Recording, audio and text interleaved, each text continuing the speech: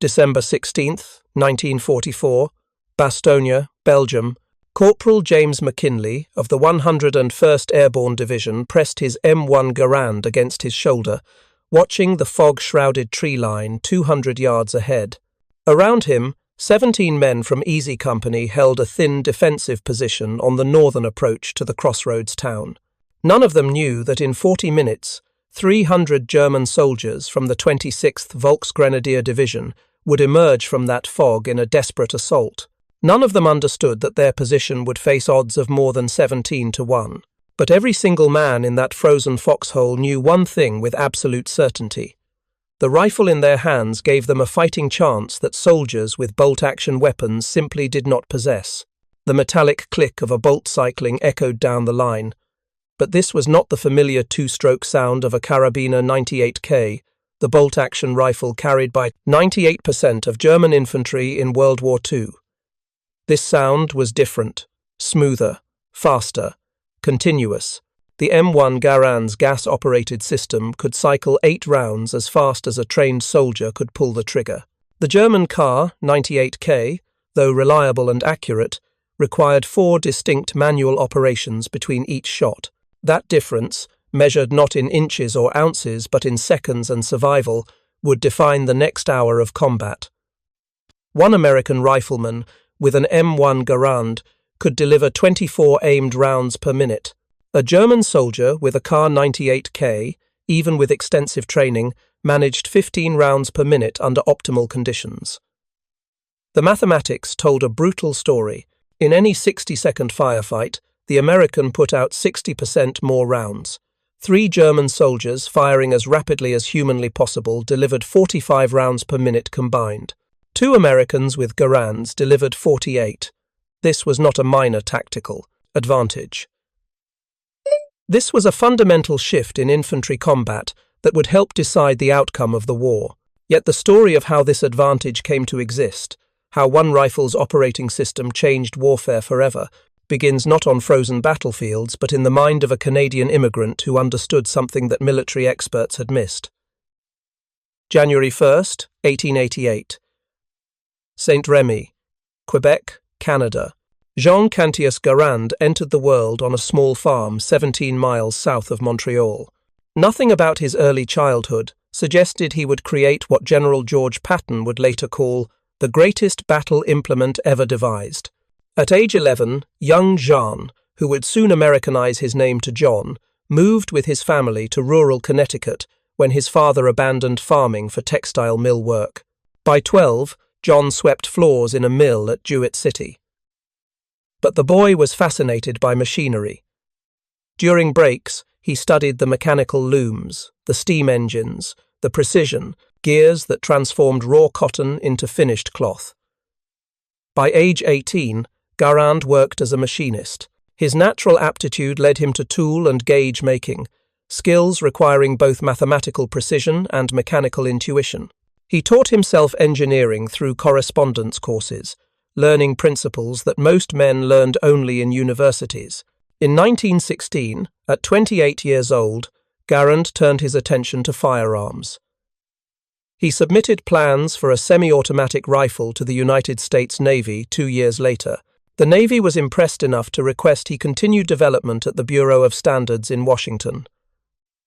After 18 months, Springfield Armory in Massachusetts offered him a position as design engineer. What Garand found at Springfield shocked him. The legendary armory, which had given its name to the Springfield rifles that equipped American forces in World War I, was hopelessly outdated. During the Great War, Springfield had produced only 265,000 rifles, nowhere near enough for an army that grew from 200,000 to 4 million men. Another 47,000 came from Rock Island Arsenal. The shortfall forced America to arm hundreds of thousands of soldiers with British Enfield rifles manufactured under license. The Springfield Model 1903 was a superb rifle, accurate and reliable, but it was designed to be hand-fitted by skilled armourers working at a leisurely peacetime pace. Modern warfare demanded weapons that could be mass-produced quickly using machine tools. If you're enjoying this deep dive into the story, hit the subscribe button and let us know in the comments from where in the world you are watching from today. Garand recognized that the next war would be won by the nation that could arm its soldiers fastest with the most effective weapons. The rifle he envisioned would fire every time the operator pulled the trigger without requiring manual bolt cycling between shots. This semi-automatic operation would dramatically increase the rate of fire. It would allow soldiers to maintain their shooting position and sight picture between rounds. Most importantly, it would shift the balance of firepower decisively toward whichever side possessed it. The key to everything was the gas system. Every time a rifle fires, enormous pressure builds behind the bullet as gunpowder ignites. That pressure propels the bullet down the barrel at speeds exceeding 2,000 feet per second. But after the bullet exits, significant gas pressure remains in the barrel. Garand realized this wasted energy could power the rifle's mechanism. His innovation was brilliantly simple in concept, fiendishly complex in execution. Near the muzzle, he drilled a small port in the barrel. When the rifle fired, high-pressure gas would flow through this port into a cylinder housing a piston attached to an operating rod. The gas pressure would drive the piston backward.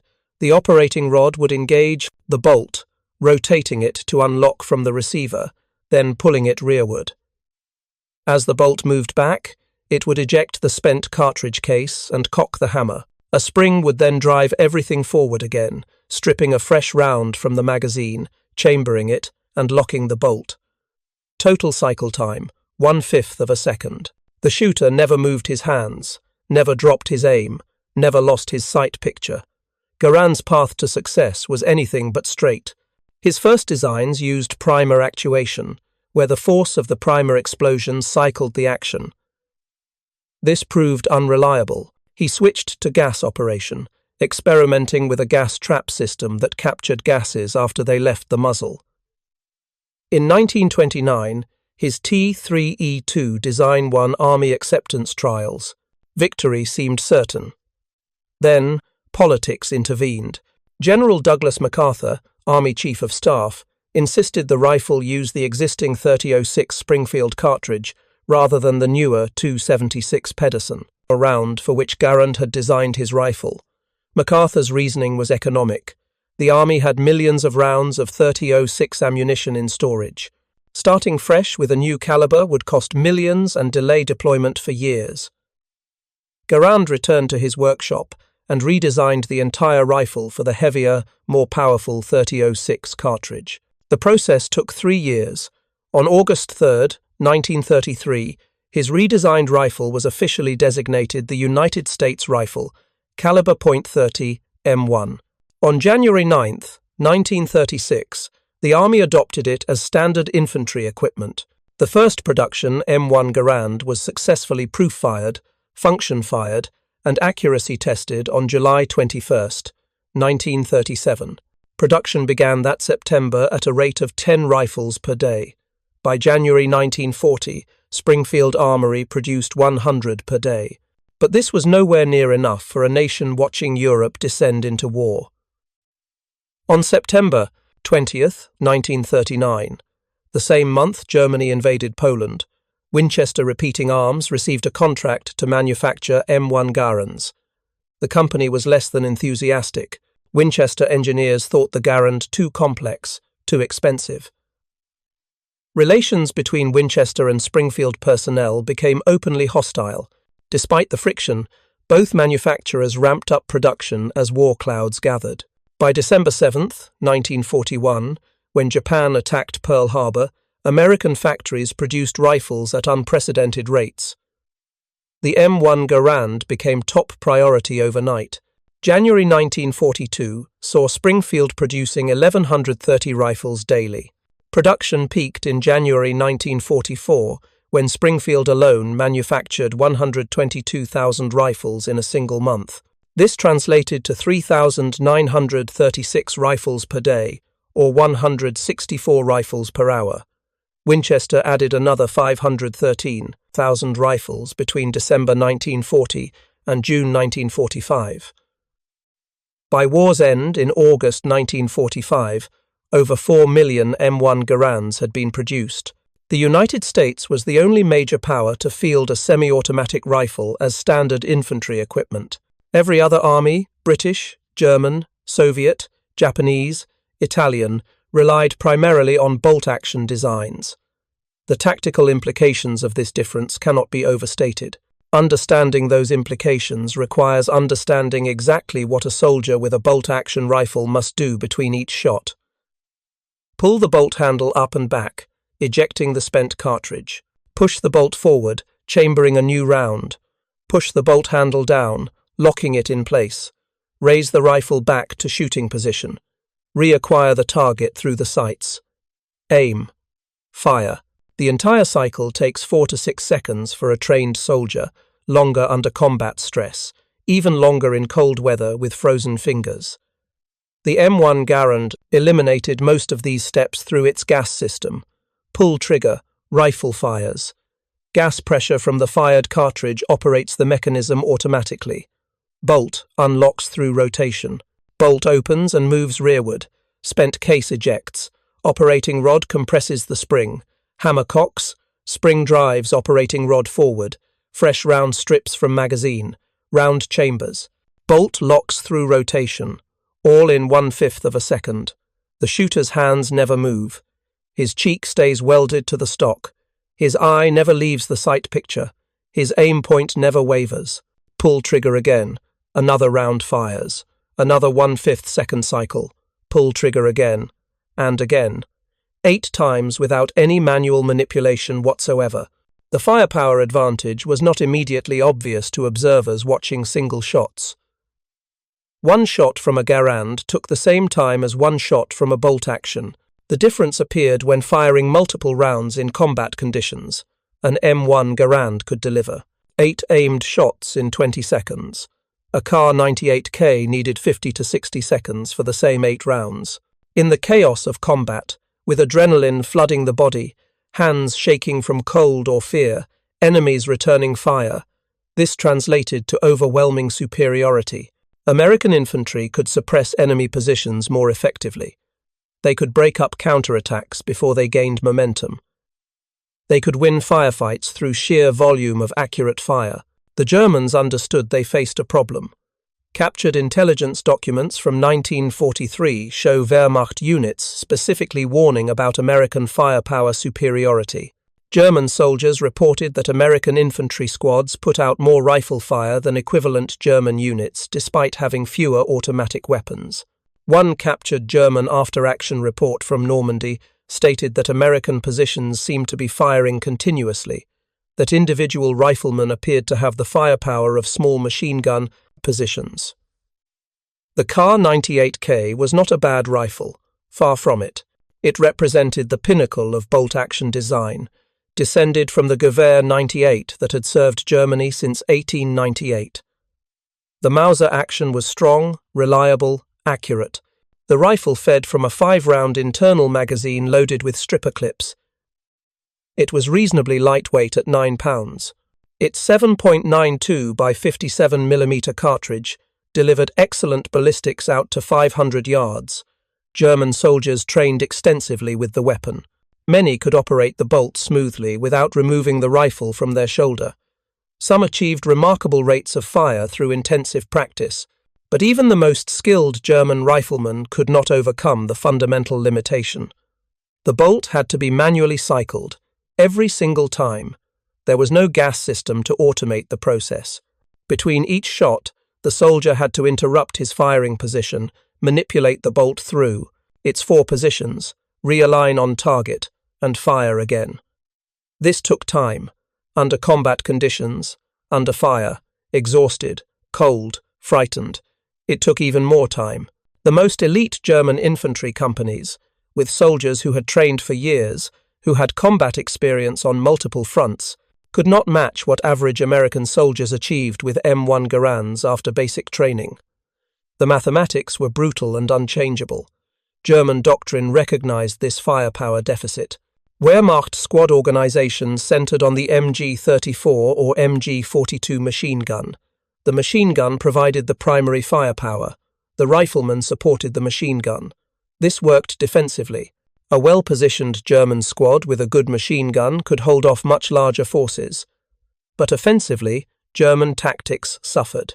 Attacking across open ground, the squad's riflemen could not provide sufficient covering fire. The machine gun could suppress defenders, but it required frequent reloading and could not engage multiple targets simultaneously. American squads, with every rifleman contributing meaningful firepower, could advance more aggressively. Germany attempted to develop semi-automatic rifles.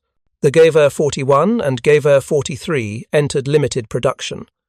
Both were gas-operated designs, similar in concept to the Garand, but German industry, stretched thin supporting tanks, aircraft, and artillery production, could not manufacture semi-automatic rifles in sufficient quantities.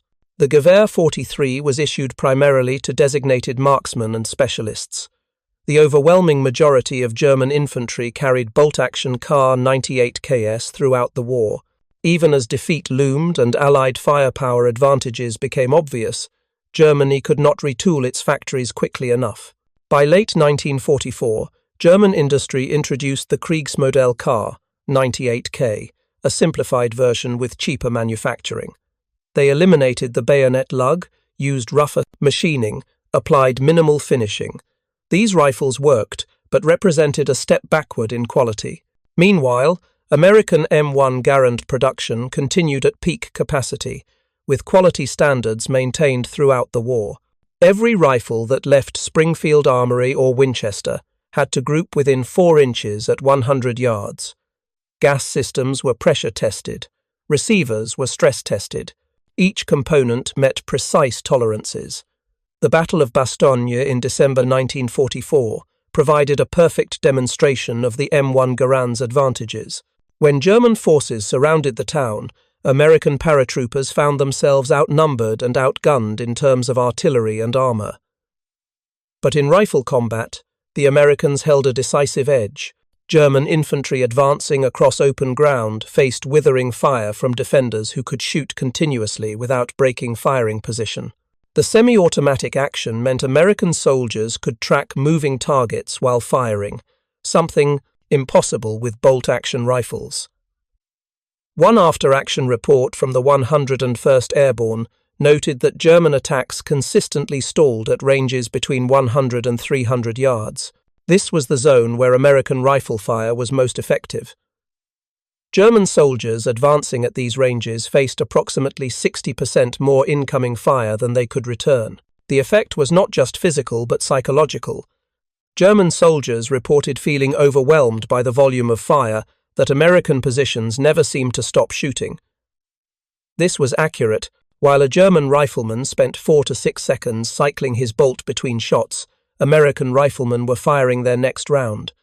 The cumulative advantage across an entire squad or platoon was enormous. A German infantry platoon of 40 men armed with Kar 98ks could collectively deliver 600 aimed rounds per minute.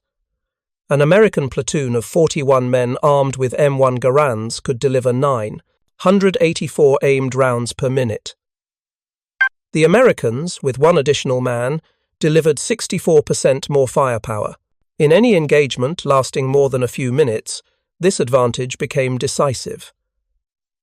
The gas system that made this possible was John Garand's masterpiece of engineering. The port drilled in the barrel was .078 inches in diameter. This precise dimension ensured that enough gas diverted to cycle the action without reducing bullet velocity or accuracy. The gas cylinder was made from stainless steel to withstand corrosive effects of hot gas under high pressure. The operating rod was carefully balanced to ensure smooth, reliable cycling without excessive weight. The rotating bolt locked into the receiver with 2 lugs, providing a secure, strong lockup that could handle the pressure of the .30-06 cartridge. Every element worked in perfect harmony. When the rifle fired, gas pressure in the barrel peaked at approximately 50,000 pounds per square inch. By the time the bullet reached the gas port near the muzzle, pressure had dropped to around 12,000 pounds per square inch. Still immense, but manageable. This gas flowed through the port into the cylinder, pushing the piston backward. The piston was part of the operating rod, making it a long-stroke gas piston system.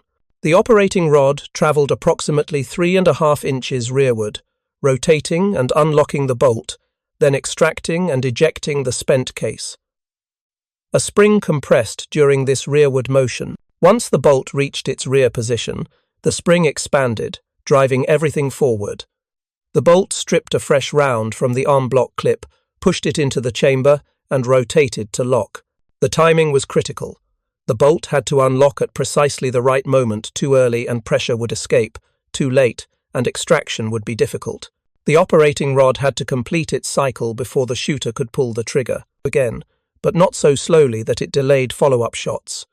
Garand spent years refining these timings through careful calculation and extensive testing. The result was a rifle that cycled reliably with every shot, under virtually any conditions, and delivered unmatched combat effectiveness. January 9, 1936. The M1 Garand was officially adopted. Few military experts outside the United States paid much attention. The world's armies remained committed to bolt-action rifles. The British had their Lee Enfield, the Germans their Kar 98K, the Soviets their Mosin Nagant, the Japanese their Type 99 Arisaka. All were good rifles. All were bolt-action. All required manual cycling between shots. All would prove inferior to the gas-operated Garand when the shooting started. The Germans never fully grasped what they faced until it was too late. Early intelligence reports from North Africa and Sicily in 1942 and 1943 noted that American infantry carried semi-automatic rifles, but Wehrmacht planners did not immediately understand the tactical implications. They assumed their superior training and tactical doctrine would compensate. They were wrong. By 1944, captured German documents reveal growing concern about American firepower, but German industry lacked the capacity to respond. Retooling factories to produce semi-automatic rifles would have taken years and resources Germany did not have. If you find this story engaging, please take a moment to subscribe and enable notifications. It helps us continue producing in-depth content like this. December 16th, 1944. Bastogne. The fog lifted slightly at 07:30 hours. Corporal McKinley saw them first, a long line of field grey uniforms emerging from the trees. He estimated 300 men, maybe more. His position held 17. The odds were worse than 17 to 1.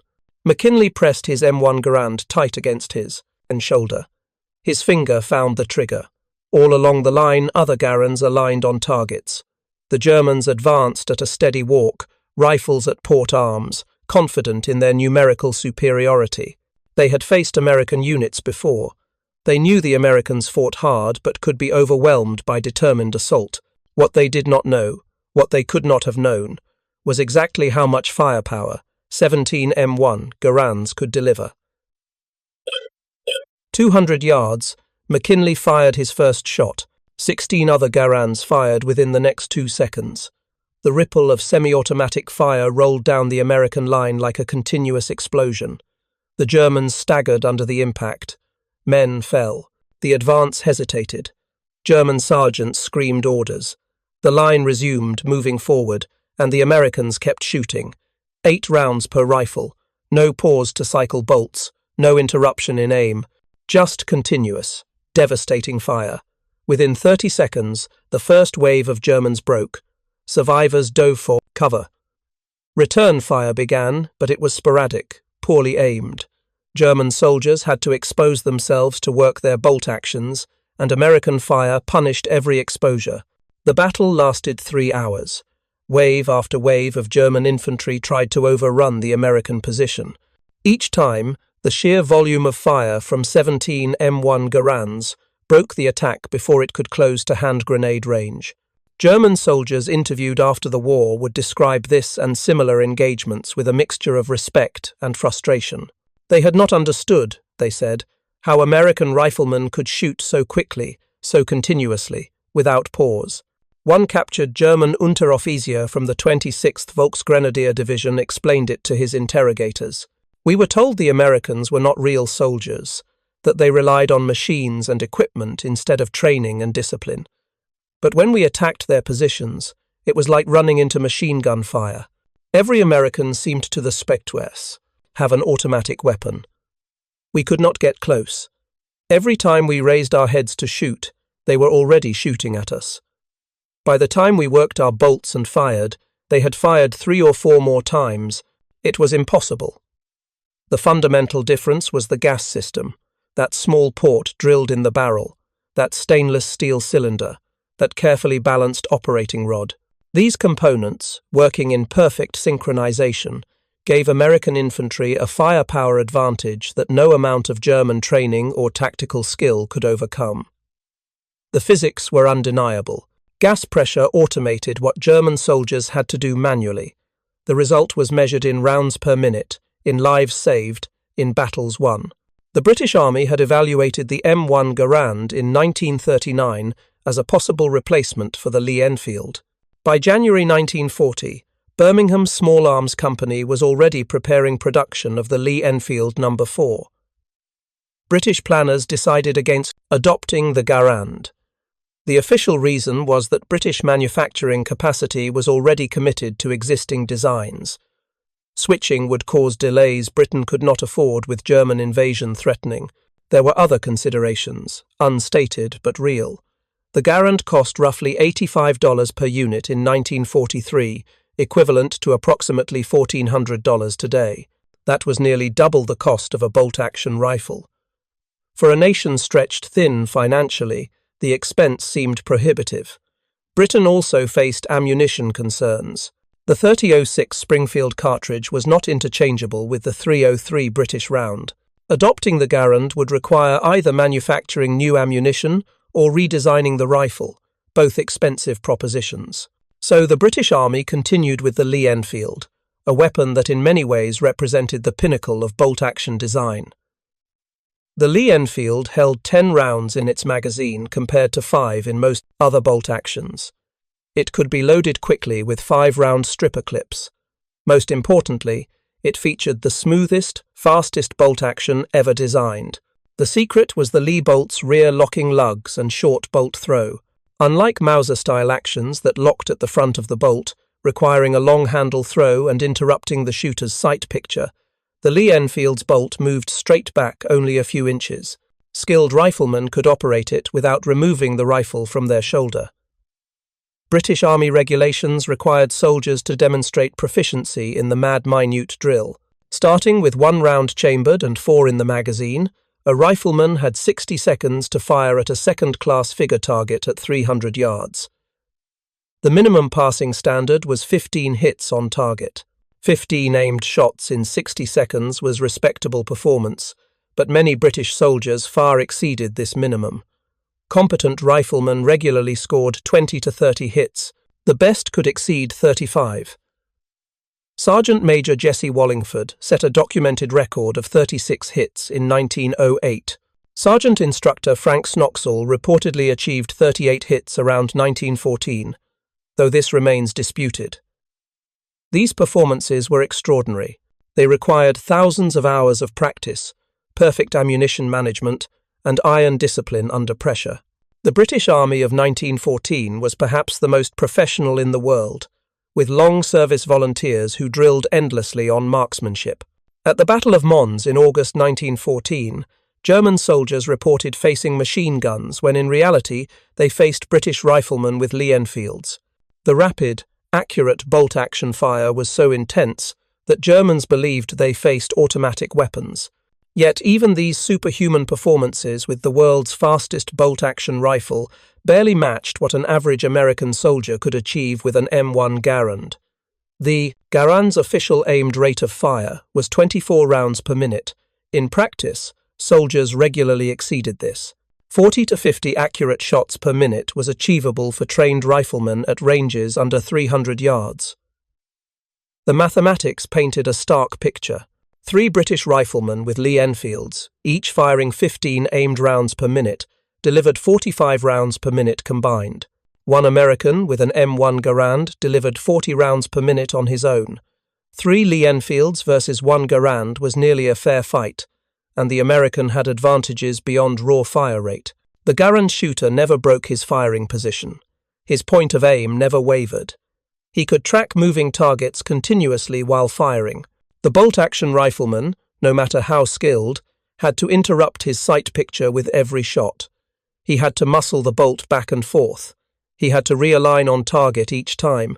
These fractions of a second added up to critical disadvantages in combat. The comparison becomes even more striking when examining squad-level tactics. An American infantry squad in 1944 consisted of 12 men. A squad leader, an assistant squad leader, a Browning automatic rifle gunner, an assistant BAR gunner, and 8 riflemen. The 8 riflemen carried M1 Garands. Assuming the conservative estimate of 24 aimed rounds per minute per rifle, those 8 men could deliver 192 rounds per minute. The BAR added another 40 to 60 rounds per minute in short bursts. Total squad firepower. Approximately 250 rounds per minute from rifles alone. A German infantry squad consisted of 10 men, a squad leader, a machine gunner, an assistant machine gunner, and 7 riflemen. The 7 riflemen carried Kar 98Ks. At 15 aimed rounds per minute, they delivered 105 rounds per minute combined. The MG-34 or MG-42 machine gun could fire 800 to 1500 rounds per minute cyclic. But in practice, the gunner fired in short bursts to conserve ammunition and prevent barrel overheating.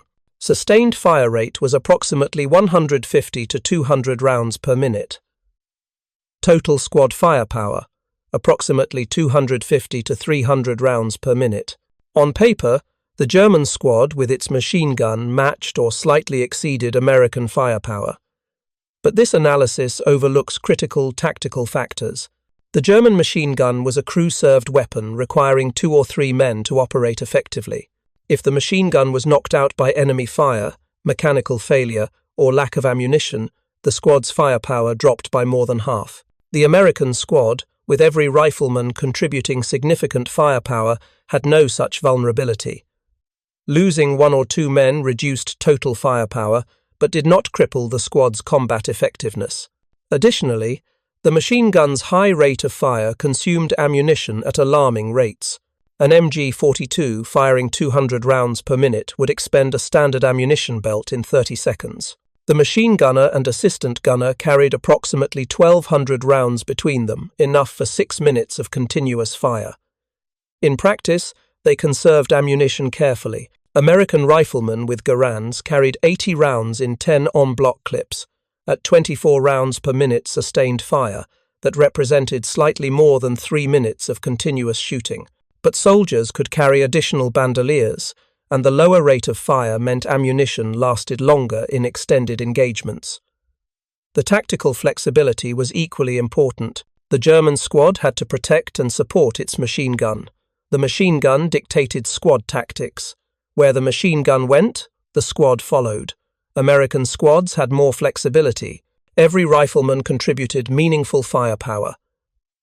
The squad could split into fire teams, could maneuver independently, could adapt to changing battlefield conditions. This flexibility, enabled by the M1 Garand semi-automatic action, gave American forces tactical advantages that German planners had not anticipated. June 6, 1944, Normandy, France. The first day of the Allied invasion provided another dramatic demonstration of the M1 Garand's superiority. American paratroopers scattered across the Norman countryside carried Garands. German defenders armed with Kar 98Ks held fortified positions. In the hedgerow country, where visibility rarely exceeded 100 yards, firefights occurred at close range. The Garands' rapid fire was devastating. Paratroopers reported that they could suppress entire German positions with rifle fire alone, something impossible with bolt-action weapons. One after-action report from the 82nd Airborne Division noted that small groups of paratroopers, sometimes as few as 4 or 5 men, could hold off German counterattacks by larger forces. The report attributed this to superior firepower from M1 Garands combined with aggressive tactics. German forces, accustomed to World War I-style tactics where suppressive fire came primarily from machine guns, found themselves consistently outgunned by American riflemen. By late 1944, German tactical doctrine had evolved to account for American firepower advantages. Wehrmacht training manuals instructed soldiers to engage American forces at longer ranges, where the volume of fire advantage was less pronounced. German infantry were told to dig in and force Americans to attack across open ground. These tactics worked to some degree defensively, but Germany had lost the strategic initiative. German forces spent most of late 1944 and 1945 in defensive positions, exactly where bolt-action rifles performed relatively better. But even in defense, the Garand gave Americans advantages. When German forces counterattacked, American riflemen could deliver devastating fire while remaining in position. When Americans attacked, they could advance under covering fire from their own riflemen, something German forces could not do as effectively. The cumulative effect across hundreds of engagements was decisive. American infantry could take and hold ground more effectively than their German counterparts. The production achievement was equally impressive.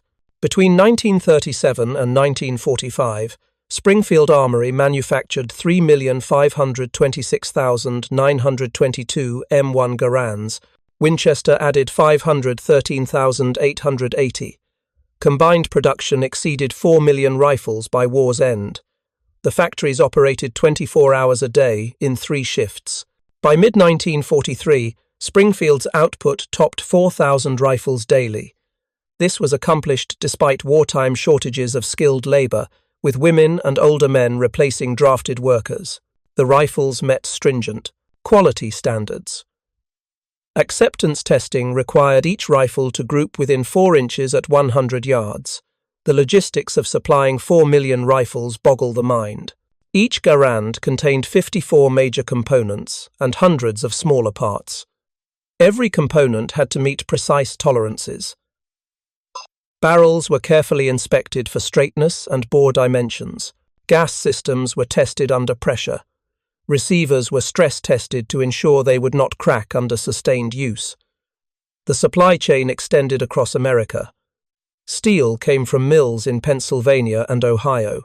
Wood stocks were cut from walnut trees in California, Missouri, and the Appalachian Mountains. Machine tools were manufactured in Connecticut and Massachusetts. Springs came from specialized factories in Indiana. The web of suppliers employed tens of thousands of workers who never assembled a complete rifle but contributed essential components. This massive industrial effort represented America's fundamental strategic advantage. The nation's manufacturing capacity, protected by 2 oceans from enemy bombing, could produce weapons faster than enemies could destroy them. Where Germany struggled to equip every soldier with adequate small arms, America fielded the most advanced infantry rifle in the world as standard issue. The cost was substantial but manageable. At $85 per rifle in 1943, approximately $1,400 in today's money, the Garand was expensive. 4 million rifles cost $340 million, but this represented a tiny fraction of America's total war expenditure of $300 billion. The improved combat effectiveness justified the cost many times over. After the war, M1 Garands remained in service for another decade. When North Korea invaded South Korea in June 1950, rifle production resumed at Springfield Armory. 2 additional contractors, International Harvester and Harrington and Richardson, manufactured Garands during the Korean War. Combined production from 1952 to 1957 added another 1,400,000 rifles. The Garand saw combat in Korea against Chinese and North Korean forces equipped with Soviet weapons.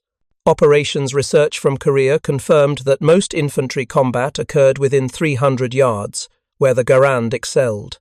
In 1957, the M14 rifle was officially adopted as the new standard. The M14 was essentially an improved Garand with select-fire capability and a 20-round detachable box magazine. It retained John Garand's basic gas operating system and rotating bolt. Even when the M14 gave way to the M16 in the 1960s, Garand's fundamental design principles lived on in American military firearms. The story of the M1 Garand, ultimately represents the victory of innovation over tradition. The German Kar 98K was an excellent rifle, the culmination of decades of bolt-action development. But excellence in old technology could not compete with competence in new technology. The gas-operated, semi-automatic action was not incrementally better. It was fundamentally different. It changed what was possible in infantry combat. John Garand understood something that military traditionalists had missed. Soldiers needed weapons that worked with them, not weapons that required constant manual operation. His gas system did the mechanical work of cycling between shots, freeing soldiers to focus on aiming and shooting. The mathematics remain stark and undeniable. One American rifleman with an M1 Garand could deliver as much firepower as 1.6 German riflemen with Kar 98Ks. 2 Americans roughly equaled 3 Germans in sustained rate of fire. This was not a minor advantage. This was a fundamental shift in combat effectiveness that influenced the outcome of World War II. German soldiers were brave, well-trained, and tactically proficient. Their Kar 98K rifles were accurate and reliable. But bravery and training could not overcome the physics of gas-operated semi-automatic fire. The gas system that John Garand perfected in the 1920s and 30s changed infantry warfare forever. That small port drilled in the barrel, that cylinder and piston, that operating rod and rotating bolt, these components working in harmony multiplied the effectiveness of individual soldiers. The Germans never fully understood what they faced until it was too late to respond. They saw American riflemen shooting quickly but did not grasp the underlying mechanism that made it possible. By the time Wehrmacht engineers studied captured Garands and understood the gas system's elegance, German industry lacked the capacity to produce comparable weapons in meaningful numbers. The Gewehr 43 represented Germany's attempt to match the Garand, but fewer than 500,000 were produced compared to more than 4 million Garands. The overwhelming majority of German infantry carried bolt-action rifles to the war's end. They fought bravely and skillfully, but they fought at a fundamental disadvantage. Every firefight, every defensive position, every attack across open ground in all these situations, American soldiers with gas-operated Garands could deliver more fire more quickly than German soldiers with manually operated bolt actions. General George Patton's assessment was not hyperbole. The M1 Garand was indeed the greatest battle implement ever devised for its time. Not because it was perfect, it was heavy. Its en-bloc clip system had limitations. Its range was no better than bolt actions. But because its gas-operated semi-automatic action changed the fundamental equation of infantry combat, it proved that engineering innovation could multiply combat effectiveness more than training or tradition. It demonstrated that the future belonged to those who created new solutions rather than perfecting old ones. The German Kar 98K remained an excellent rifle throughout its service life. German soldiers used it effectively through World War II and beyond. It was reliable, accurate, and well-made, but it was a bolt-action rifle. No amount of training could close the gap between manually cycling a bolt and letting the rifle's gas system cycle automatically. The numbers told the story. 15 aimed rounds per minute versus 24 to 40. 4 to 6 seconds between shots versus 1/5 of a second. These differences, multiplied across millions of soldiers in thousands of engagements over 6 years of war, were decisive. 3 German soldiers with Kar 98Ks delivered 45 rounds per minute combined. 2 Americans with M1 Garands delivered 48 to 80 rounds per minute. The Americans had fewer men but more firepower. They required less ammunition resupply per man. They could advance more aggressively because their riflemen could provide effective covering fire. They could hold defensive positions with fewer troops because each position delivered more firepower. They won firefights not because they were better soldiers, though American training was excellent, but because their rifles were better tools.